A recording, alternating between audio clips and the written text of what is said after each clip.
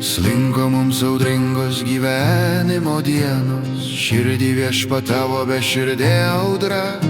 Ir 45 metams slenkant atskrido gegužis gėlėtais laukais.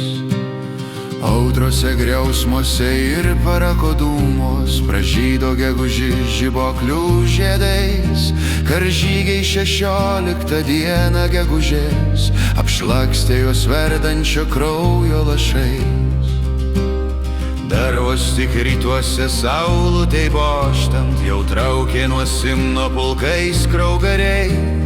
Veiduose su šypsena vieškeliai žengė, nemanė, kad laukia mirtis ir kapai.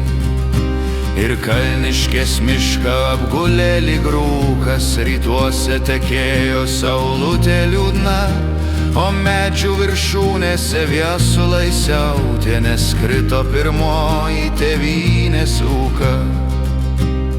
Kulkos vaidžiai grojo melodijas liūdnas, juos valdė karžygiai, šalies vanagai. Būriai bolševikų išgirdę jų dainą užmerkė žūtingas akis amžinai. Kaleno kulkos vaidžiai griaudė perkūnai ir kryžium suvirto svyruokliai beržai. Kulkos vaidžiams grojant pušelė pravirko, užmerkė akis į tėvynei savai.